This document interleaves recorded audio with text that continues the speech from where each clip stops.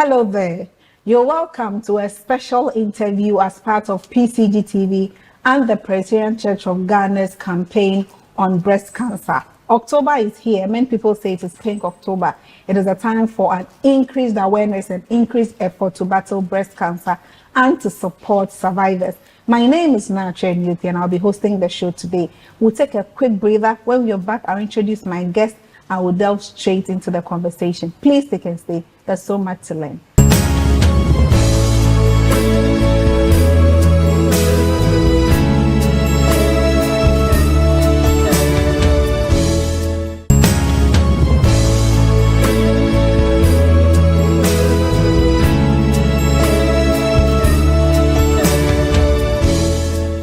Right, thank you for staying with us here on the show. And so I introduce my guest shortly. From my extreme left, I have Madam Naomi Amugi. She is a retired nurse and a breast cancer survivor. Madam, you're welcome to the show.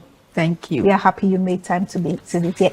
And also with us is Dr. Victoria Partey Newman. She is a resident public health physician with the West African College of Physicians. That is not just about her. She also doubles as the Chief Executive Officer of Lady Bates Health and Wellness Center. Doc, you're welcome. Thank you. Very well. And so viewers, stay with us as we delve into the conversation. I'll start with you, Auntie Naomi. Lead our viewers through your journey to surviving breast cancer. At what point did you realize that your breasts are unwell? And how has it been for you up until now? How long has it been up until now? That is about 31 years ago. Wow. One Sunday morning, I was going to have my bath. And I felt like touching my breasts. And I saw a lump in one of them. So the next day I reported. I was by then with the OSHA clinic as a next day, public health next day. I reported and I was referred to Kolibu. And then within 2 weeks, I had my biopsy done. It was confirmed. So within 6 weeks, I had my surgery. Did you dread the surgery? I mean, you are going to surgery. Were you afraid of the surgery? I wasn't afraid. Okay. Why? Because I know God was with me, and He has been answering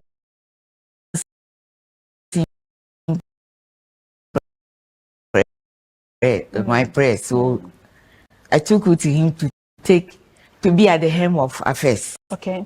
So I just relaxed and just had them to go. Okay. So beyond the surgery, how has it been?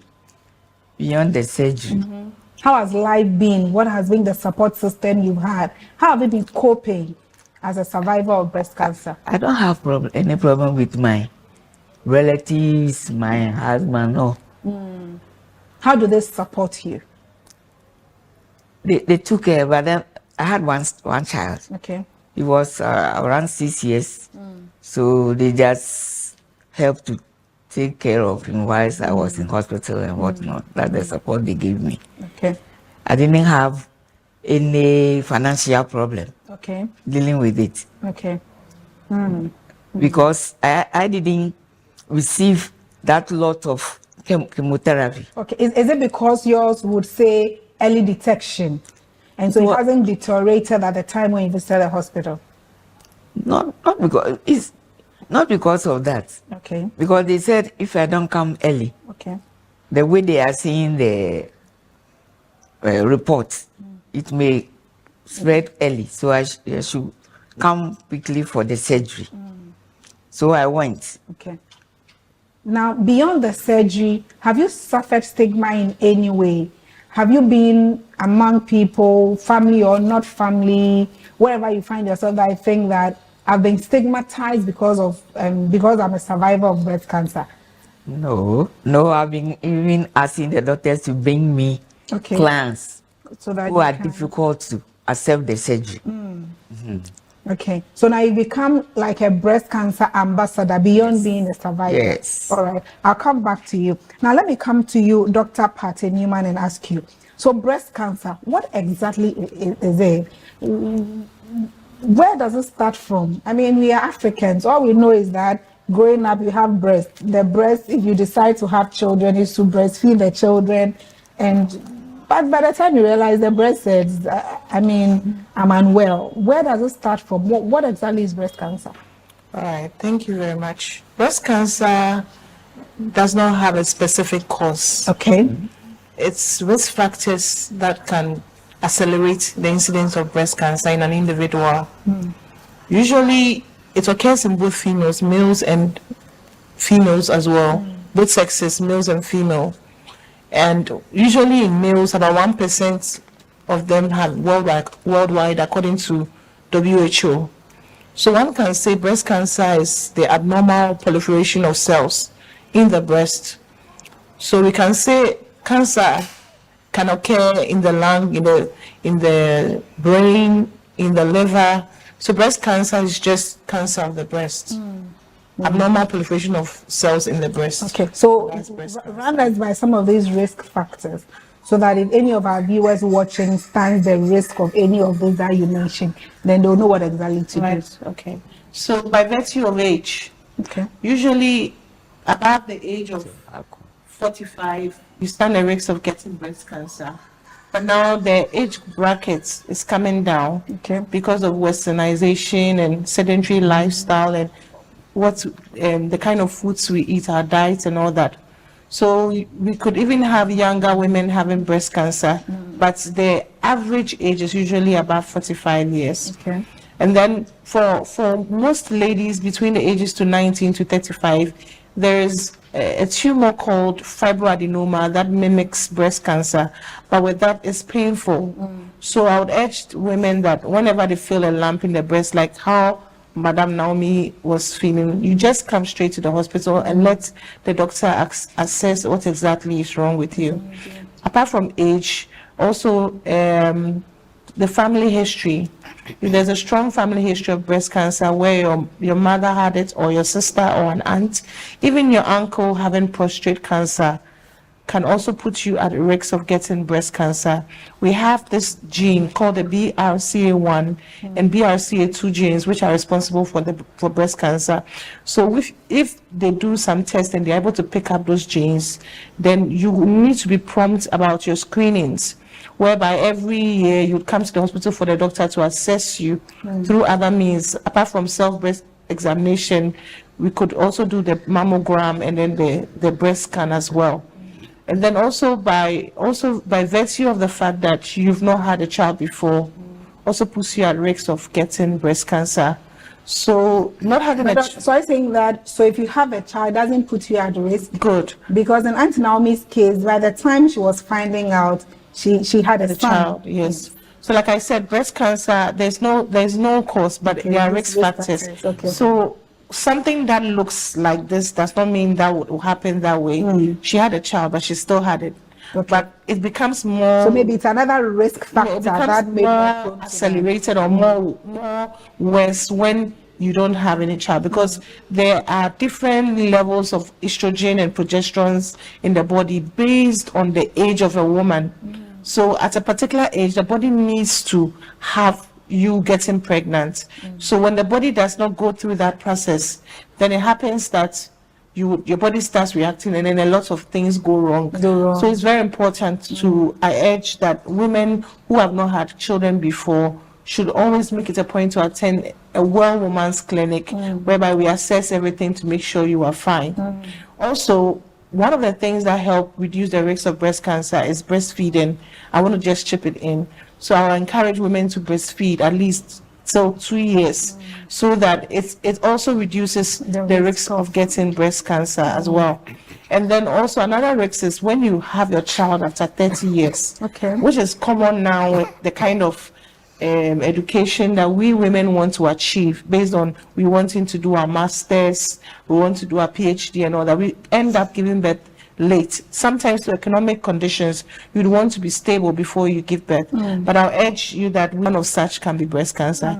So basically, these are the risk factors that put you at risk of getting breast cancer. Okay, I like that. Doc, I'll come back to you to address some misconceptions shortly. But let me go to Madam Naomi. So, Madam Naomi, what would be your message to somebody who is, for example, battling breast cancer, who has survived breast cancer, but doesn't have the support you, thankfully in your case, you received support from your family, nobody stigmatized you from what you can recall.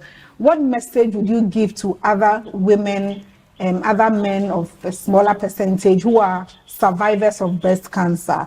What will you tell them? And what will you even tell society that stigmatizes people who have survived breast cancer? I don't think it is necessary to stigmatize anyone who has suffered from breast cancer. Breast cancer is like cancer of the prostate, cancer of the kidney, cancer of anywhere else in the body. So there's no need for stigmatization. And people fear of the excision, the mastectomy, losing one breast or losing the two breasts. There's fear for some clients. I don't think that, Madam Nam, is because, we are Africans. And the thought is that why would an African woman not have breasts? Or for a lack of breasts, would not have breast and backside? So I think it's a certain level of indoctrination. People think that, you're jibo. So you must have breast and you must have backside. I don't think it's kind of because of indoctrination. That's why people don't want to, Well, I don't know, but, maybe because they think they will be stigmatized, okay, or if they are not yet married, that will scare men from marrying them. You're right. To tell a man that, well, I don't have a breast. I don't have it, or I have only one. Maybe the person will scare. If he's not well, if he doesn't know much about cancers, he will think it can be contagious. So that will also scare the men for the young ones who are yet to get married. But in 30 seconds, and we will take a break shortly, encourage a survivor of breast cancer. If you had another survivor like yourself in this room, or somebody who doesn't have the support system, what would you tell that person?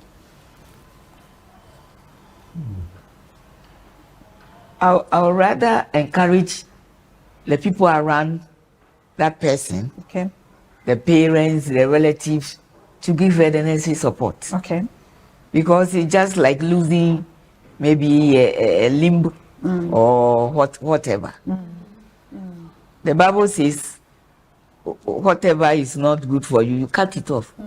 So if the breast is not healthy, why don't you remove it and be free?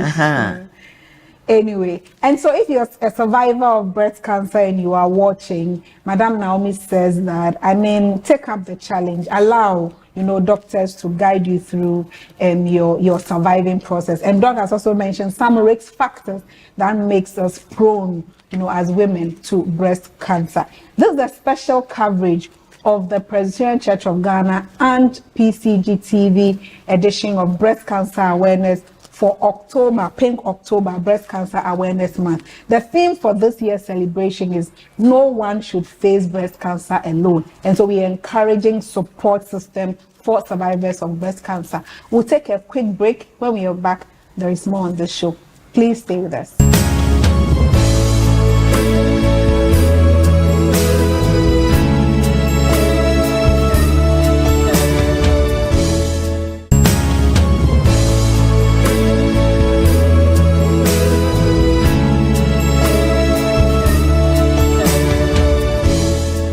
You're still watching the special interview with a breast cancer survivor, Madam Naomi Amuge, and Dr. Victoria Partey Newman, as part of PCG's efforts to ensure increased awareness of breast cancer and to call for supportive environments for survivors of breast cancer. And so let me come to you, Doc.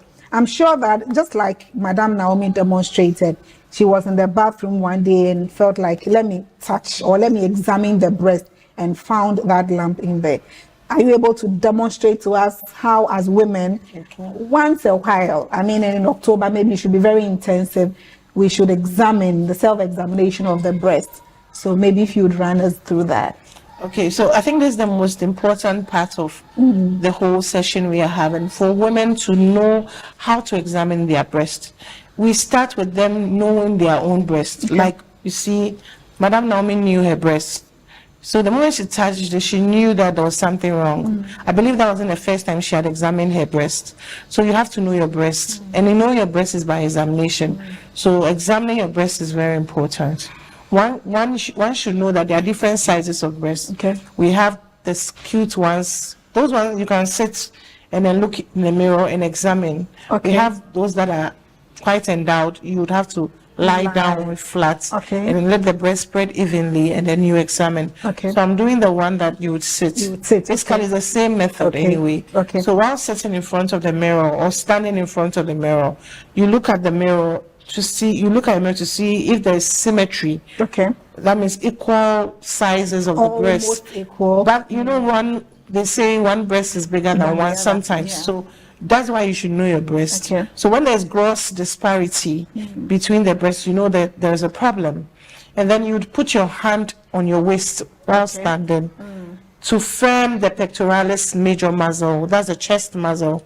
When that firms up, when there's a lump somewhere, it's able to pop out. And then you'll be able to see that, oh, there's a lump. Usually for women who are in their menopause, what we can do is that we can hold the waist and then we can dangle the breast. When dangling the breast, it has to be flowing. But the moment it feels restricted, you know that there's a problem with one of the breasts. So these are ways to see that there's a problem. Then the next thing we do is that you would have to use, so with the left breast, the right hand examines. Okay. Then you put your left hand behind your head. Okay. And then with the flat of your hand, the palm of your finger, you would now press on your breast. But know that the breast is divided into 4 quadrangles. Okay. We have the upper outer quadrangle, we have the upper inner, and then we have the lower outer, and we have the lower inner. So you start palpating, that's the medical term. Okay. With your right hand, you would palpate tissue by tissue slowly. But mind you, every woman has a lump in the breast, which usually reduces when you are growing old. So when you examine the breast by poking your hand, you will definitely feel the lump. And that's not what we are talking about. Okay. We want you to use the flat of your hand to press against the chest wall of against the chest wall to feel if there's a lump. And you'll be going in a circular motion gradually with the mind of examining, feeling a lump. You'd go gradually till you get to the nipple. Okay. And then you would squeeze the nipple to see if there's any discharge. Okay. So one of the symptoms of and signs of breast cancer is pus from the breast, bloody discharge. Sometimes it can be milk, but milk is not breast cancer. Blood from the breast too doesn't necessarily mean it's breast cancer. Yeah. So you go around till you get to the nipple, squeeze, and then you get to the axillary region. That's the armpits. Okay. And then you examine the armpits up to the clavicle. You're looking for lymph nodes, which are signs that there could be something going on in the breast because the body is fighting for the breast. Then you would continue till you are done with the left breast.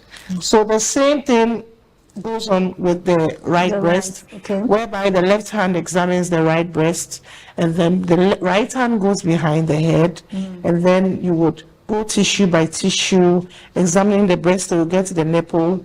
You squeeze the nipple, go to the axillary region, go to the clavicle, and you are done. This can be done in less than 2 minutes or even 1 minute, or even in a minute when you are so confident about it. With time, you would know your breast. Immediately there's a lump, you would pick it. Mind you, it should be done a week after your menses for women who have their menses. But for the elderly above, those after menopause, it's preferred that they choose a day. So usually if it's your birthday, my birthday is 6th October. Okay. So every 6th of every month on the calendar of my phone, I know that I'll have to examine my breast for women who are menopausal. And you should always make sure that whenever you pick up a lump or something, do be bold to report to the clinic. One thing Madam Naomi said that I really liked was that we have to combine medicine with God, in the sense that you can't be at home and God can heal you at home, all right, but God also gives wisdom to doctors as to know how to heal. So come to the hospital when you find there's a problem, and then we would go through the process with you. Just be obedient with your doctor, and also pray alongside by faith, and God will do that too. But then to say you would ignore the symptoms and signs and be at home or go to a prayer camp to go and pray for long hours, days, just to come back in a worse state, and then you would have to die. Because we've had cases, I've been on this campaign for close to 8 to 10 years, and we've had cases where we go for screening, we pick them up, we are eager to help them. They start with the surgery, they don't want to continue the chemotherapy, they claim they are healed. Some of them are diagnosed, they go away and say they'll come, they never come, they go to a change camp, and then one normal day, once you're in the OPD emergency, someone is rushed, and then you notice this face, and that's the end of the person. So it's quite something we should look to helping the women with. Yeah. I hope you are enjoying this very insightful conversation as part of efforts to raise awareness on breast cancer, especially in the month of October. No one should be left to face breast cancer alone. If you have questions, please drop them under this very production, and we would read it to our doctor and our breast cancer survivor. They may have answers to the questions you would have to ask us. My name is Nacho Enyupe. I'm the host for this very show. And so let me come to you, Madam Naomi. In your journey of surviving breast cancer, I'm sure you have met other survivors. What experiences have they shared with you? So aside your own experience, share with us the experiences you've heard about other survivors of breast cancer. What have they told you if you've met any breast cancer survivor? That one was, we were together on the ward at that particular time. Okay, with another breast cancer survivor. Okay. So we met, and he said, you look fine. I said, you too, you look fine. He said, by God's grace. That is all. So what stories in particular do they share with you? Have you had the chance to speak one-on-one with a survivor who shares with you maybe their worries about breast cancer? It's the chemotherapy. Okay. What is their challenge with it? You know, you have to lose your hair. Okay. You lose appetite. Everything is shut down when you get it. It takes about 6 months before, after completing this, it takes about 6 months more to have your hair growing again. And so that's their and problem. Then you can't eat when you are getting the receiving the chemotherapy. You don't feel like eating. Maybe you like to take some pepper with something you don't usually eat. So these are some of the experiences. Some of the experiences. But I'm then you vomit, so you get sore throats. I'm thankful they get to, speak with you, to share with them some of your, encouraging, journey, that you've been through, because they may meet somebody who would make them almost give up on their treatment. And so I'm thankful that at least you meet somebody and your life is able to encourage, or your journey is able to encourage them to also survive breast cancer. Doc, let me come to you to address some misconceptions that, of course, I've heard.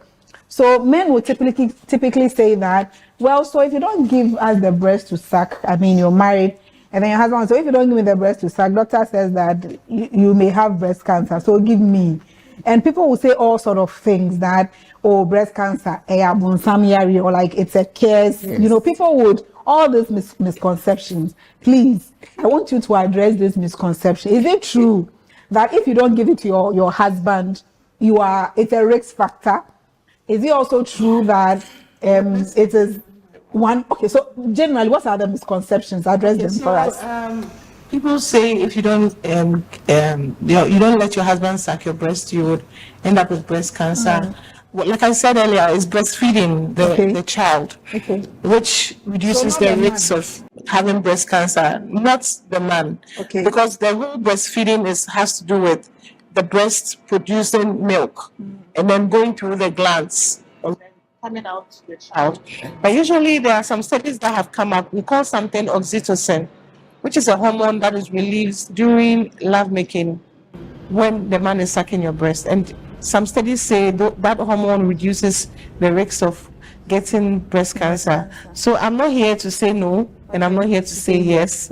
But I think there's some truth in allowing your partner to suck your breast to reduce the risk. Apart from sucking the breast, I believe that the touching of the breast, some of the patients that come to my clinic come because their husband said or their boyfriend said that they have a lump in their breast, especially the Muslim women who seem not to be so empowered like the average Ghanaian woman. They would come so discreetly covered, and then they want to tell you something in a whisper, but you couldn't say this, and then you know there's something going on, and then when you examine, truthfully there is a lump.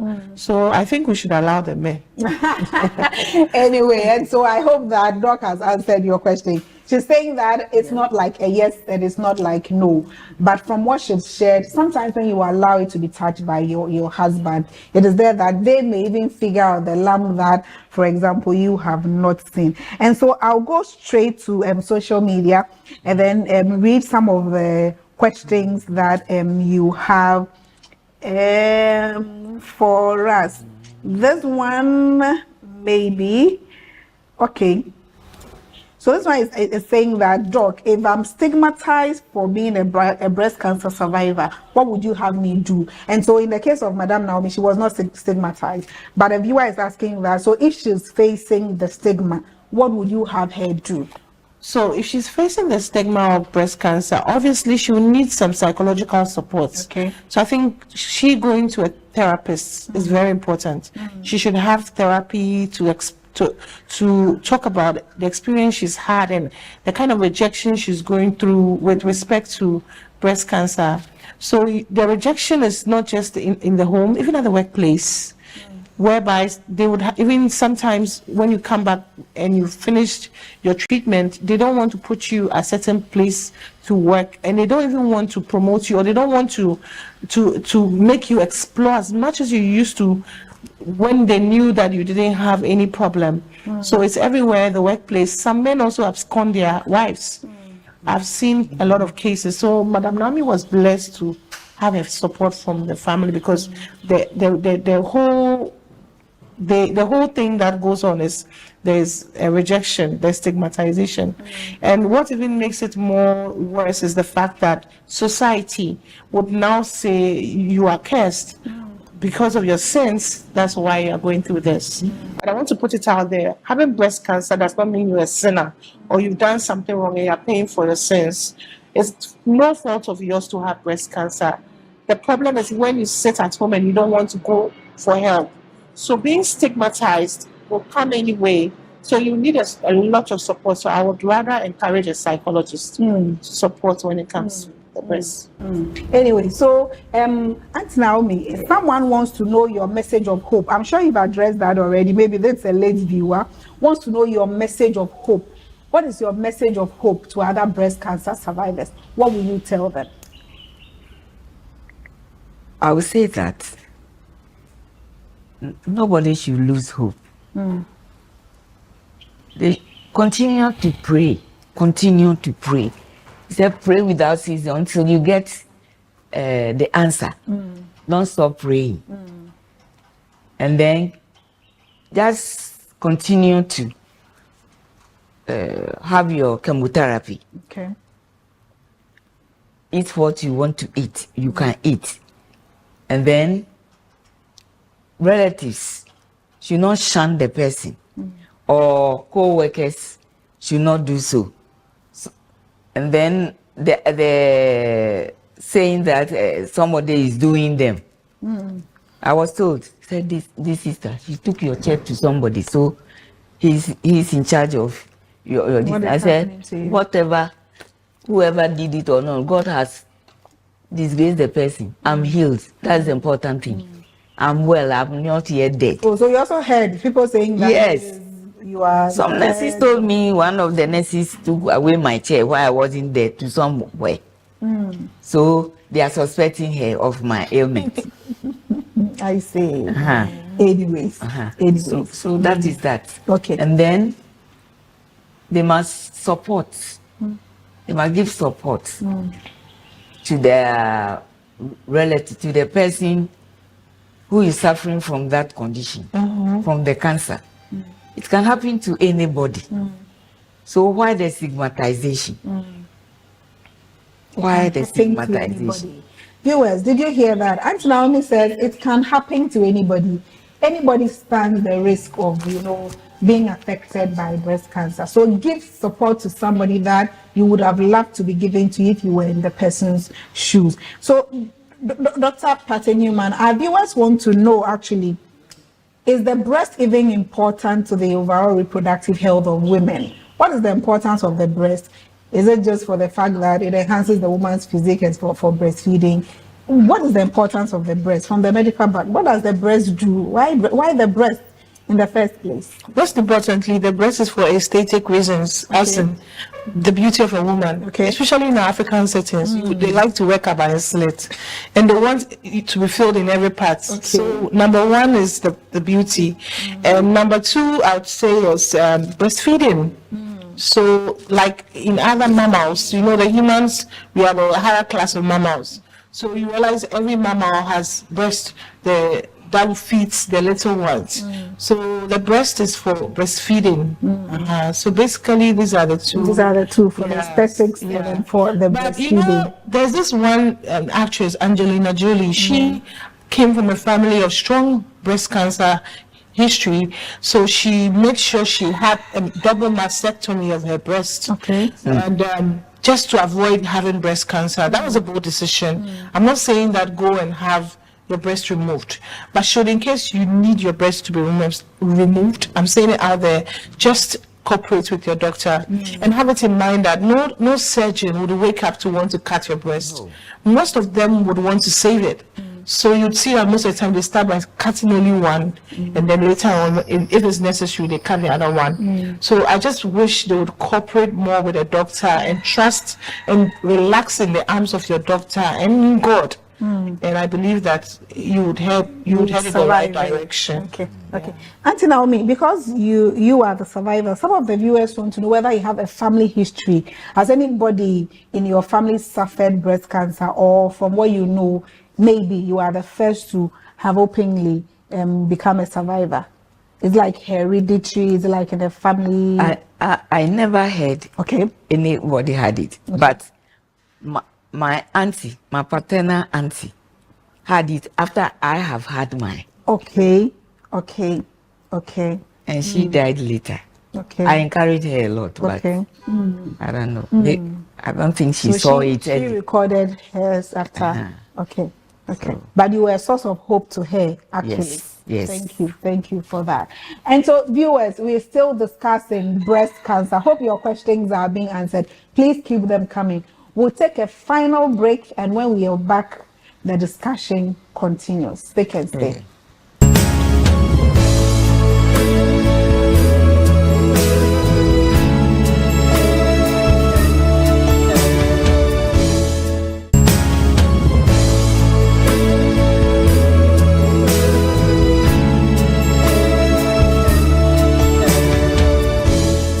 And so the conversation is getting interesting here in the studio with my breast cancer survivor, Madam Naomi Amugi, who is a retired nurse, and Dr. Victoria Patty Newman, who is a resident public health physician with the West African College of Physicians, and also doubles as the Chief Executive Officer of the Lady Bits Health and wellness center. I'm pretty sure that she will tell us about that wellness center. So there's many of us who would want to, come there for some screening and some health information and services.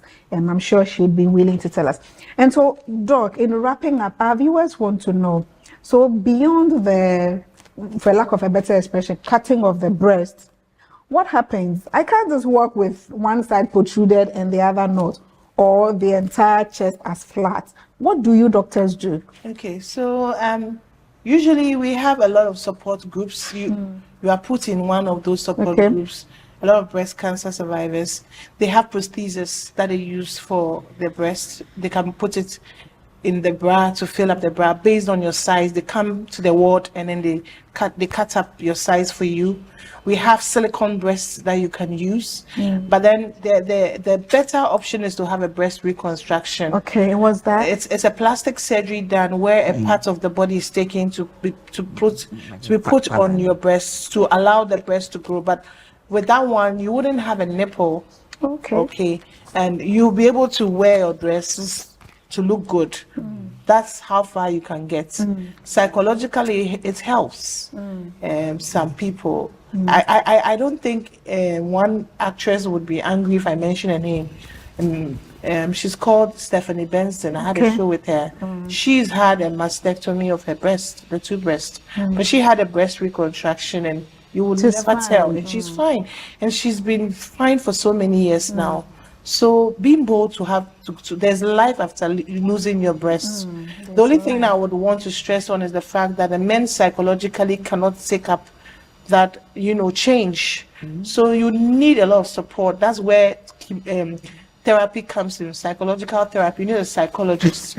You need to talk to a psychologist. And that does not mean that you should abscond or leave your wife because she doesn't have breasts. You understand? Because you wouldn't know what will happen to you in your future. You could also lose your limb. You could end up having diabetes, and you would also have retrograde ejaculation, premature ejaculation. Is it the time your wife would leave you? No. So I think for better, for worse, so you stay in it together. You could also have prostate cancer. Yeah. So it's not your fault to have breast cancer for your husband to leave you. So I would encourage the men to stay on and fight on with the women. And support the women. Anyway, and Doc, what's your thought on men who also say that, well, I was having the breasts and a baby came, the baby has, quote unquote, taken the breast from me. So should I still be sharing? Should the baby take one, so I take one? Or how should the sharing be so that, now that there are two owners of two breasts, so there is peace? Yeah. So like Madam Naomi said, most importantly, you need to have good oral hygiene when you are a man to make sure that you don't transfer the infection to your baby. Because obviously there's still going to be episodes of lovemaking and all that. So you still have to clean the breast very well. So mothers should be conscious of always cleaning their breast before they breastfeed the baby because of the fact that the men are also having their share. And sometimes too, the men also having their share helps in a way because their breast could be overloaded. And then sometimes they could overloaded with milk. And the milk gets caked. And it even mimics symptoms of breast cancer. I've had cases where they've come to the clinic and their breast is caked. It looks like breast cancer, but then when you examine, you notice that it's cake breast. So usually you can do warm towel with shea butter. It can melt the breast, and then sometimes the men are allowed to suck it out. I see. Anyway, so let me come to you, Madam Naomi. Give us your final thoughts. Anything we've not mentioned here on the fight against breast cancer, on creating awareness, on supporting survivors. Anything, your final words to the general public. And on that one, you can mix the language so that if any viewer hasn't heard anything at all, a bit of Ga, a bit of Chi, maybe mix it for us as we wrap up.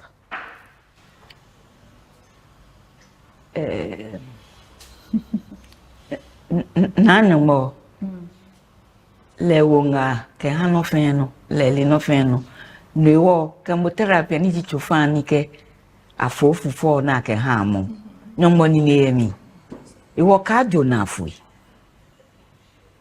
ejake ni insole mi ha me ko spiritually nka nani nka trolley no ni ya mimba na achi mi ke ba ni numano several times. Ewoni iye cheni fe ni ne no. Ni se ne fe ba jomi. China am na ka tufen ko ewo de. No ni na ke ma no. No ko pepepepe kwa ke ma no. Ni le hu ba hwea oni se fe fe fla. Okay. Ewoni mo ni ne ye tufa mi wo ka jona afia ke ka fuwe. Akan mba wo tufa no.